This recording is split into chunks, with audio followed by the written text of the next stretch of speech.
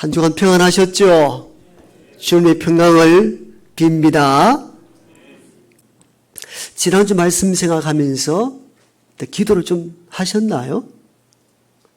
기도 좀 하십니까? 이렇게 질문하면은 대부분은 이렇게 주눅드는 마음이 듭니다. 자기가 생각해도 이렇게 원하는 만큼 기도를 하지 않았기 때문이죠. 그런데 너무 낙심할 필요 없습니다.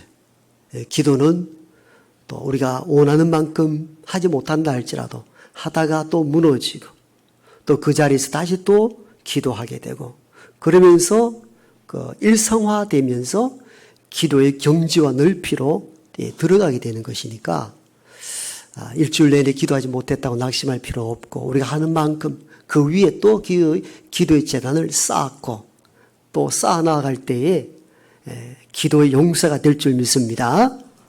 그리고 기도는 항상 말씀을 읽고 말씀을 근거하여 기도할 때에 기도가 어긋난 길로 가지 않습니다. 그런 차원에서 말씀이 주어지는 시간도 또 다른 기도의 제목을 얻는 시간이기에 오늘 이 말씀들이 여러분 마음속에 새겨지길 원합니다. 오늘 본문은 이런 내용입니다. 예수님께서 베드로, 야고보, 요한 세 제자를 데리고 변화산 위로 올라갑니다. 변화산상에서의 무슨 일이 있었는가 하면은 예수님께서 변화되는 모습들을 보셨죠. 그래서 일명 이 사건을 변화산 사건. 그 산 이름이 변화산이 아니고 우리가 일컫기를 그 산 위에서 예수님의 얼굴이 환하게 변형되었기 때문에 그 변모된 모습을 보고 변화산 이렇게 표현합니다. 변화산에 왜 올라갔을까요? 기도도 했을 것 같고 이 변화산 사건이 있기 이전에 예수님께서 자기 순환 받으심, 십자가 지심에 대한 이야기를 합니다. 그러니까 제자들이 두려워하죠. 우리의 선생 예수께서 십자가 못 박아 죽임을 당한다면 우리는 어떻게 할까? 이 두려움 속에 있을 때에 대표적 제자를 데리고 변화산에 올라가서 예수의 변모된 사건을 통하여 그리스도 예수가 메시아임을 확증해 보이십니다. 그때 다 변화산에 올라가지 못하고 밑에 기다렸던 제자들이 있는데 그 기다리는 제자들에게 어떤 한 사람이 자기 아들을 데리고 와서 귀신을 쫓아달라 합니다. 그 예수의 제자들은 그 아이에 붙은 귀신을 쫓아내야 하는데 한 사람 붙고 두 사람, 세 사람, 여러 사람이 붙어서 귀신을 쫓아내도 달아나질 않습니다. 이 일로 인하여 내부적으로도 논쟁이 일어나게 되고 또 유대의 서기관들하고도 논쟁을 벌이기 시작합니다. 아마 유대의 서기관들은 예수 능력 있다 말하더니 벌끝 아니네 아마 조롱하고 비난했는 것으로 보여집니다. 그래서 한참 논쟁을 벌이는 중에 주께서 변화산에서 내려오시고 이 광경을 눈으로 목도하게 됩니다. 그래서 제자들에게 묻습니다. 무슨 일로 이렇게 요란을 떨고 논쟁을 하느냐고. 제자들은 자기들이 귀신을 쫓아내지 못했기 때문에 답을 하기 곤란했던지 귀신 들린 아이의 아버지가 대신 이야기합니다. 예수님 사실은요. 즉 제자들이 답을 안 하니까 제가 대답할 수밖에 없네요. 이런 식으로 대답을 했겠죠.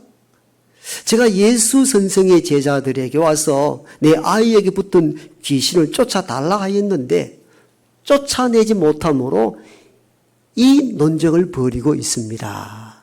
이렇게 예수께 고하였더니 주께서 통분히 여기시고 제자들을 향하여 이렇게 말씀하시죠. 믿음이 없는 세대여. 내가 언제까지 참아야 하며 언제까지 기다려야 하는가. 그렇게 안타까운 마음을 표시하고 난 뒤에 이어서 이렇게 말씀합니다. 그리고는 그를 내게 데리고 오라. 귀신 들린 아이를 데리고 왔더니 예수님께서 단번에 쫓아냅니다. 제자들은 여러 시간, 여러 명이 붙어서 귀신 쫓아내려고 애를 썼는데 달아나지 않았는데 주께서는 한 번에 달아나 버립니다. 조그만 방에 들어가서 제자들이 오늘 본문에 보면 조용히 묻자오되 소리내어 묻지 못했습니다. 왜? 창피스러운 일이니까. 부끄러운 일이니까. 그래서 조용하게 이렇게 묻습니다. 예수님, 우리는 아무리 용을 써도 귀신이 도망가지 않더니 주님 어떻게 했는데 귀신이 달아납니까? 이렇게 조용히 여짜오더니 주께서 이렇게 말씀합니다. 기도 외에는 다른 것으로는 이런 종류가 나타나지 않나니. 아멘. 기도 외에는 이런 종류가 나타날 수 없다는 겁니다. 기도 외에 다른 것으로는 이런 역사가 일어나지 않는다는 겁니다. 그 기도 외에 다른 것이란 무슨 뜻입니까? 아마 첫 번째로 해석한다면 너희들이 진심으로 기도하지 않았다는 것을 의미하기도 하고, 두 번째 의미는 기도 외에 뭔가 다른 것을 선택했다는 의미이기도 합니다. 그래서 오늘 본문에 보면은 기도 외에 다른 것으로는 이런 종류가 나타날 수 없다는 것은 우리가 이미 짐작하듯이 그들이 기도에 힘쓰지 않았다는 것은 이미 우리가 다 알았던 말씀이고, 그러나 기도 외에 다른 것이란 이 메시지 속에서는 기도하지 않았다는 것뿐만 아니라 기도를 대신하여 다른 방식을 사용했다는 것을 의미하기도 합니다. 두 가지 의미가 기도 외에 다른 것에 포함되어 있는 내용으로 볼 수가 있습니다. 그렇다면 우리는 이런 질문이 필요하겠죠. 제자들은 기도 외에 무엇을 사용했을까? 귀신이 달아나지 아니할 때 이상한 짓을 했을까? 열왕기상에 보면은 하나님의 선지자 엘리야와 바알과 아세라 선지자 450여 명, 이방의 거짓 선지자들이 각각 제단을 쌓아두고 불로 임하는 그가 참 신임을 대결하자, 영적 대결을 벌이는 장면이 나오잖아요. 그래서 먼저 바알과 아세라 신을 섬겼던 거짓 선지자들이 종일토록 그들의 신에게 빌어도 불로 응답하지 않습니다. 마지막에 가서는 그들이 어떤 행위를 합니까? 온몸을 찢고 칼로 상하게 합니다. 피를 철철 흘리게 합니다. 왜? 인간이 뭔가 피를 흘리고 행위를 했을 때에 그들의 신이 감동하여 역사한다는 구조를 가지고 있었기 때문입니다. 몸을 해하고 온갖 별짓 다 해도 불로 응답하지는 않았죠. 여러분, 고대 사회 속에서 신전에서 여사제들이 있는 것을 보게 되는데 여사제들은 왜 있었을까요? 사실 남성 중심의 종교였는데 여사제가 있었다는 그 의미는 여성과 남성이 신전에서 교합을, 성적 교합을 했을 때에 이 광경을 본 그들의 신이 감동하여 역사한다는 구조를 가지고 있었습니다. 그래서 신전에서는 이러한 성을 주고받고 사는 이런 행위가 일어났던 것도 바로 여기서 고대 종교에서 출현하게 되는 배경을 가지고 있습니다. 그래서 어떤 신의 감동을 위해서 또는 칼로 몸을 찢어 피를 흘리기도 하고 성적 교합으로 인하여 신을 감동시켜서 역사하도록 하는 구조를 가지고 있었는데 제자들은 이런 방식은 선택하지 않았겠죠. 그럼 기도하지 않고 기도 외에 다른 것 뭘 사용했을까요? 우리 이 본문 전체를 들여다보면 구체적으로 문자화되어 있지 않지만도 짐작할 수 있는 것이 하나 있습니다. 그것은 이전의 경험입니다. 제자들은 기도 외에 다른 것, 그들이 이전에 경험했던 것들이 있었다는 겁니다. 실제 마가복음서 전체를 훑어보면은 오늘 9장을 읽었잖아요. 그 이전에 6장을 읽어보면은 제자들이 귀신 쫓아낸 장면이 나옵니다. 주께서 제자들을 세상으로 파송할 때에 귀신을 쫓아내는 능력도 주셨고 6장 12절 13절을 읽어보면은 구체적으로 제자들이 귀신 쫓아낸 장면들이 잘 기록되어 있습니다. 그대로 읽어드립니다. 제자들이 나가서 회개하라 전파하고 많은 귀신을 쫓아내며 많은 병자에게 기름을 발라 고치더라. 아멘. 오늘 마가복음 9장을 읽었잖아요. 그러니까 마가복음 6장 이전에 제자들은 이미 어떤 경험을 했나요? 축사하는 경험을 했습니다. 귀신을 쫓아내는 경험을 직접 했단 말이에요. 그렇다면은 오늘 귀신 들린 아이에게 귀신을 쫓아냈을 때 어떤 현상이 일어났을까요? 이전에 경험했던 것 중심으로 이 아이에 붙은 귀신을 쫓아내려고 했을 것입니다. 이는 충분한 근거와 추측이 가능한 메시지입니다. 주님은 이 부분을 주목해서 그들에게 지적한 것입니다. 우리는 왜 귀신을 쫓아내지 못했느냐 하였을 때에 주께서 이렇게 말씀하셨잖아요. 기도 외에 다른 것으로는 이런 종류가 나을 수 없다 했을 때 기도 외에는 너희들이 귀신을 쫓아낼 때 먼저는 기도하지 않았다는 것이고, 그리고 기도 외에 다른 것이란 이 의미는 기도보다는 너희들이 이전에 했던 경험을 중시 여기고 경험적 판단을 가지고 그에게 했다는 것입니다. 그게 제자들이 선택한 무기였던 것이죠. 그래서 그들은 이전에 경험했을 때는 어떻게 했습니까? 귀신이 달아나는 것을 보았단 말이에요. 직접 경험한 거예요. 그 경험을 가지고 똑같은 방식으로 했는데 이번에는 귀신이 달아나질 않습니다.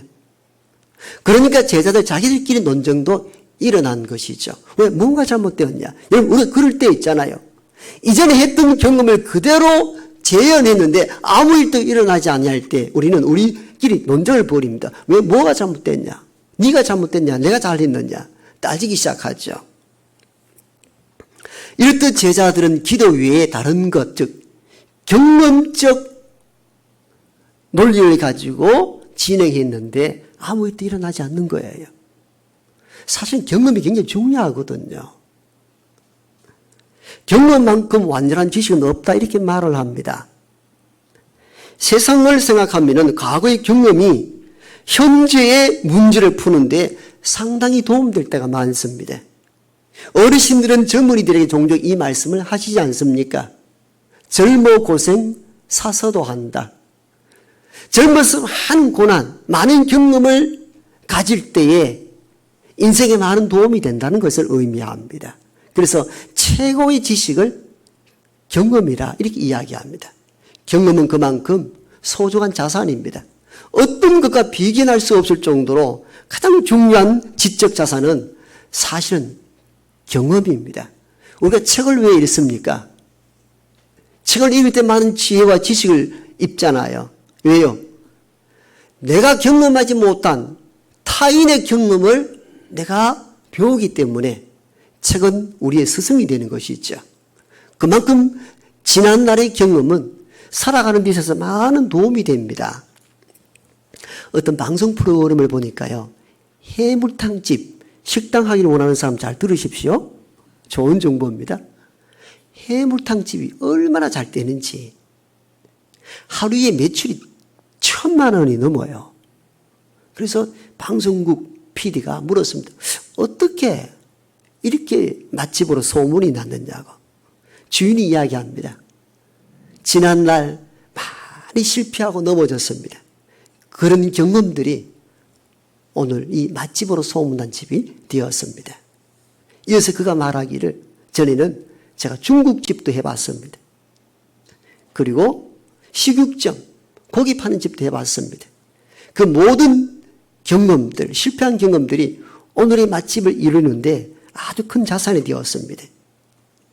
중국집을 해서 짬뽕 국물 비법을 해물탕에 도입했더니 다들 맛있다 한다는 거예요. 그 경험이 도움이 된 거죠.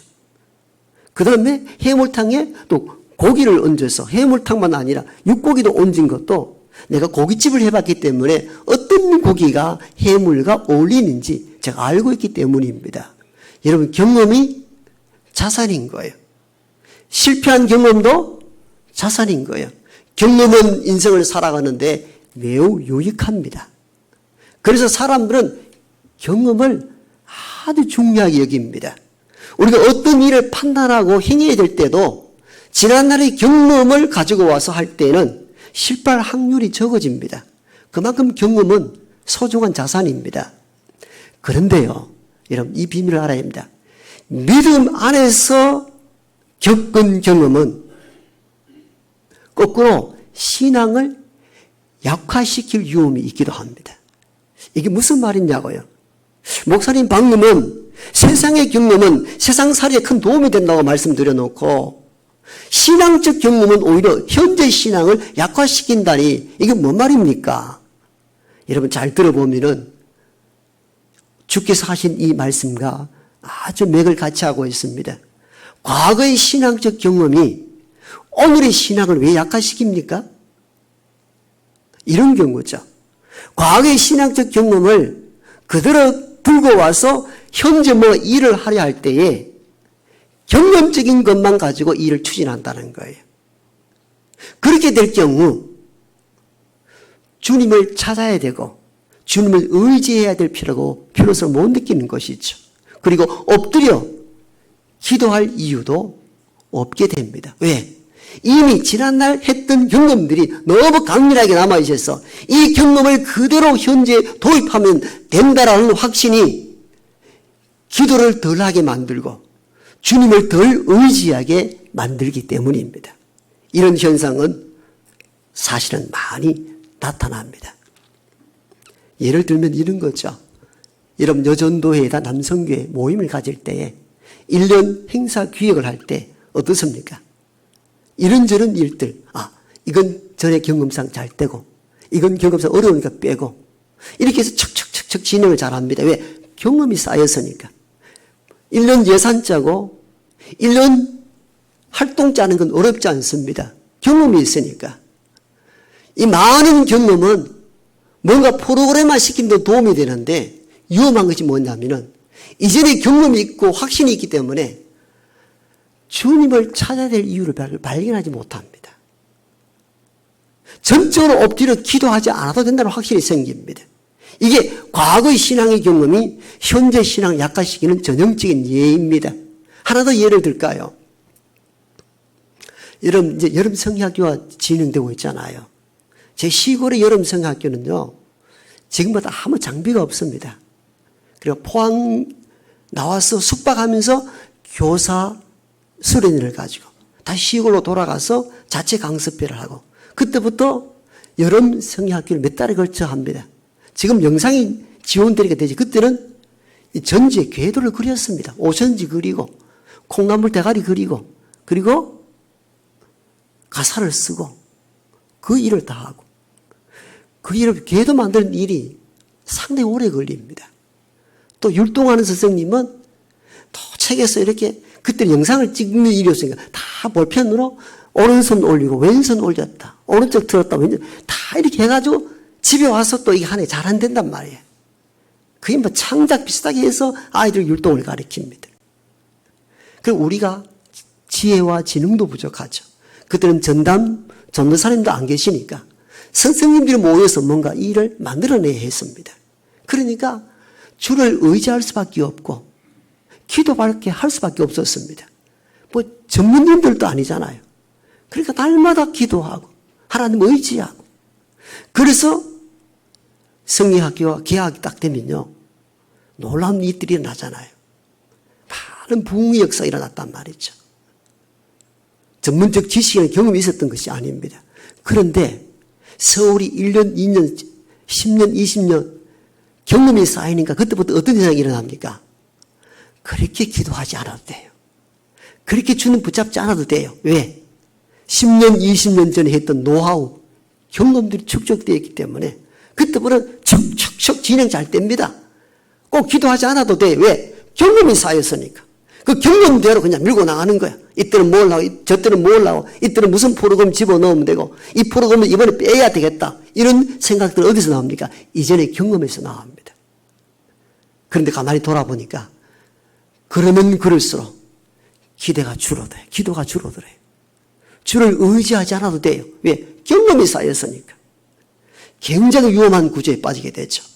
이전의 경험으로 일은 일사천리로 잘 되는데 역사가 일어나질 않는 거예요. 주께서 제자들에게 이렇게 말씀합니다. 기도 외에 다른 것으로는 이런 종류가 나타날 수 없나니. 너희들 기도하지 않은 것도 문제지만도 기도 외에 다른 걸 선택하여 하고자 하는 것도 위험하다는 것입니다. 즉 이전에 가지고 있었던 경험이 많으면 많을수록 경험에 의존할 뿐 주를 의존치 않더라는 것입니다.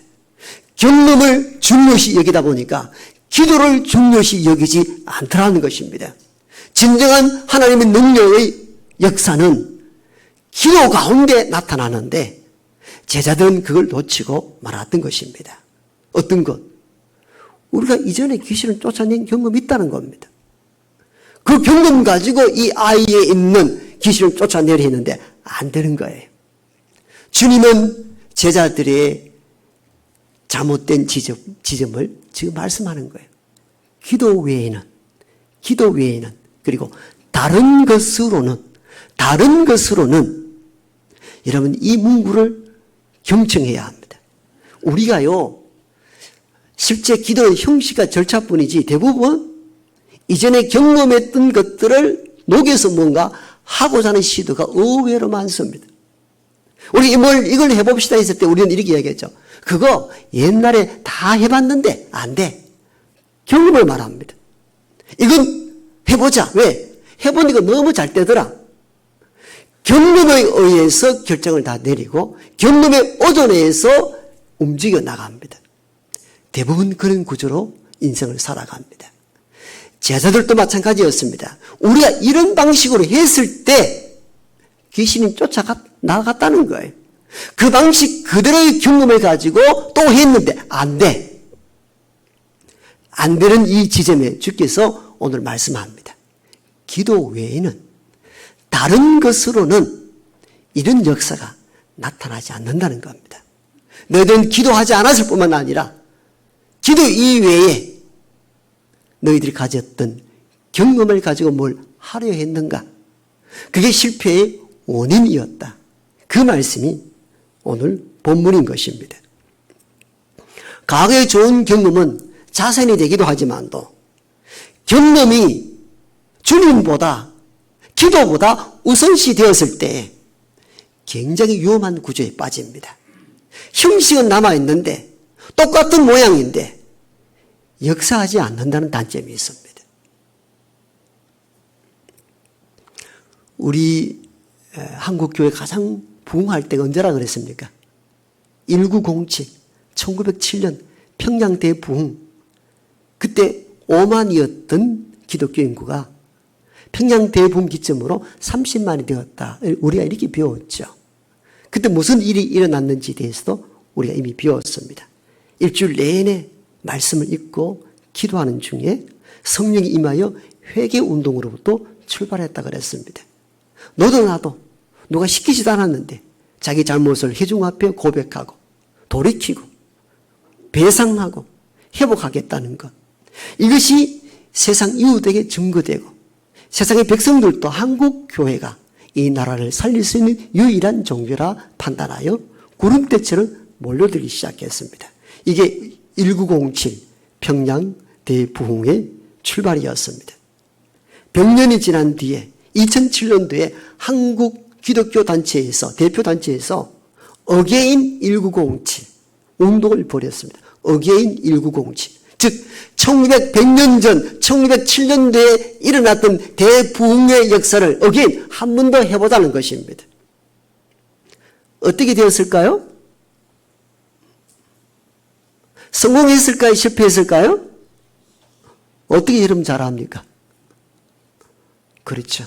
그냥 하나의 운동으로만 지나가 버렸습니다. 지금 제가 설명드리니까 2007년도에 어게인 1907 있었다 알 정도죠. 그만큼 시너지 효과가 하나도 없었다는 것을 의미합니다. 여러분 모른다는 그 의미는. 왜 없었을까요? 1907년 평양 대부흥운동 때는 절박하고 간절하게 엎드리는 기도가 있었습니다. 하나님의 역사가 없으면 우리가 살 수 없다는 것을 알았습니다. 그래서 밤을 새워 기도하고 절박함과 간절함으로 엎드렸더니 회개 역사가 일어난 것이죠. 어게인 1907, 2007년 한 것은 무엇입니까? 그때 축적된 경험을 재현해 보려는 거예요. 거기는 간절함도 절박함도 기도가 없습니다. 무슨 역사 일어납니까? 더 많은 인적 자원을 도입하고 더 많은 재정을 넣고 그때의 프로그램을 그대로 도입해도 아무런 역사가 일어나지 않았습니다. 왜 일어나지 않습니까? 1907년도와 100년 후 2007년도 여러분 기도하는 절박함 자체가 없었습니다. 그냥 행사로 지나갑니다. 어게인 1907이 아니라 어거지 1907인 거죠. 역사가 없을 수밖에 없죠. 그러므로 지난날의 경험을 기도 없이 그걸 재현했을 때 역사가 일어나는가? 일어나지 않는다는 겁니다. 사실 그게 가장 위험하고요. 우리가 한국교회가 다시 살기 위해서는 지난날의 경험보다 더 중요시 얘기해야 될 것은 지금 여기에서 주님을 전적으로 의지하고 매달려 기도하는 것입니다. 경험도 귀한 자산이지만도 신앙적으로 보면 지난날의 경험이 오늘의 역사를 이뤄내지는 못합니다. 오늘의 역사는 오늘 현재 여기에서 믿음을 보이고 간절함과 절박함으로 기도할 때에 주의 성령의 역사가 우리에게 임재할 줄 믿습니다. 그런데 우리는 대부분 활동하는 남녀 성교회로 또 교회적으로 살아갈 때 보면은 주로 과거의 경험을 자꾸 도입하라고 합니다. 좋은 건 도입해야 되죠. 그런데 거기서 빠져서는 안 되는 이유가 뭐냐면은 현재의 믿음, 현재의 절박한 기도 이게 빠지면 과거 경험이 아무것도 아니라는 겁니다. 그런데 사람들은 과거의 경험을 굉장히 중요시 여깁니다. 과거의 경험이 쌓이다 보니까 이거 이렇게 하면 되겠다는 생각들, 왜? 그 경험이니까. 경험을 내놓고 하려 하니까 막히고 논쟁만 일어납니다. 오늘 제자들이 논쟁한 것과 똑같은 일들이 일어납니다. 과거에 이렇게 했는데 왜 안 되느냐? 우리 준비가 부족했나? 네가 잘못했냐? 내가 옳았느냐? 라고 논쟁의 썩을 보냅니다. 주님은 이 문제를 정확하게 보신 것이죠. 기도 외에 다른 것으로는 이런 종류가 나타날 수 없다. 기도 외에 너희들 다른 것을 선택하지 않았는가? 다른 것을 기도에 우선시하고 있지 않았는가? 다른 것을 주님보다 더 우선시 여기지 않았느냐는 이 질문이었던 것입니다.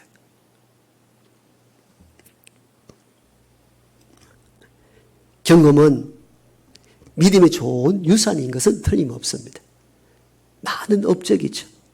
과거의 신학적 경험을 통하여 오늘을 진단하고 지혜와 지식은 빌릴 수 있습니다만은 과거의 신학적 경험이 오늘의 역사를 만들어내지는 못합니다. 과거의 경험이 있었던 것은 과거의 역사를 일으켰지 오늘의 역사를 못 일으킵니다. 그러므로 과거의 경험적 자산을 오늘의 형식적으로 도입하라 할 때 오는 위험이 굉장히 큽니다. 그건 바로 실패입니다. 오늘의 문제는 오늘 우리 모두가 주님을 전적으로 의지하고 간절함과 절박함으로 부르짖는 기도가 있을 때 역사하십니다. 우리가 이걸 놓치지 말아야 합니다. 그러므로 오늘 살아가는 저와 여러분들이 과거의 신앙적 좋은 경험들은 믿음의 유산으로 남기고 교훈을 배우게 되고 지혜와 지식을 얻되 경험을 주님보다 앞세워서는 안 됩니다. 경험을 기도보다 더 많이 투자해서도 안 됩니다. 그건 참고사항으로 여기고 오늘의 믿음의 역사는 사실은 경험에서 오는 게 아니라 믿음에서 오기 때문입니다. 믿음의 역사는 믿음에서 옵니다. 과거 경험에서 나오지 않습니다. 그래서 주님은 이 말씀을 하시는 거예요. 기도 외에는 다른 것으로 이런 종류가 나갈 수 없다고. 주님은 단순히 너희가 기도하라 그렇게만 말하지 않고 다른 것으로 이 표현 쓴 것을 유념하셔야 됩니다. 우리는 기도 이외에 다른 것을 많이 도입하려고 합니다. 지금 말씀드린 것처럼 경험도 넣어보려 하고 내가 가진 지혜와 지식의 힘을 빌리기로 하려고 합니다. 그럴듯해 보입니다. 그런데 기도 외에 다른 것을 선택하지 말라는 것입니다.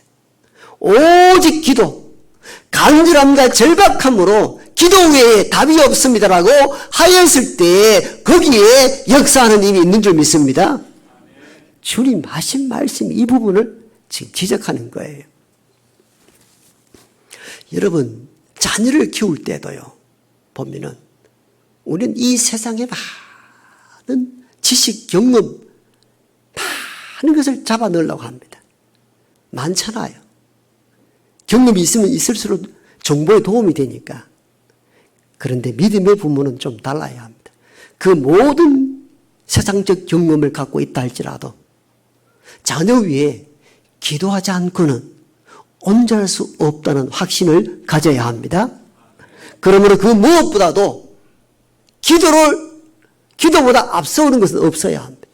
이게 기도 외에 다른 것입니다. 모든 걸 경험적으로 축적하되 이 모든 것 위에 주님을 의지하는 것 놓치지 말아야 되고 주를 의지한다는 이 의미는 주께 전적으로 기도한다는 것을 의미하기도 합니다. 여러분의 가정이 평탄하기를 원하고 여러분의 자녀가 온전하기를 원하고 교회가 부흥하기 원한다면 기도 외에 다른 것을 선택하지 마십시오. 오직 기도에 전념할 수 있기를 원합니다. 그럴 때 가정의 평화가 도래하고 교회가 부흥하고 이 사회가 안정될 줄 믿습니다. 그러므로 기도 외에 다른 것에 몰입하는 것이 아니라 오직 주님, 오직 기도로 나아가는 우리 모두가 되기를 축복합니다.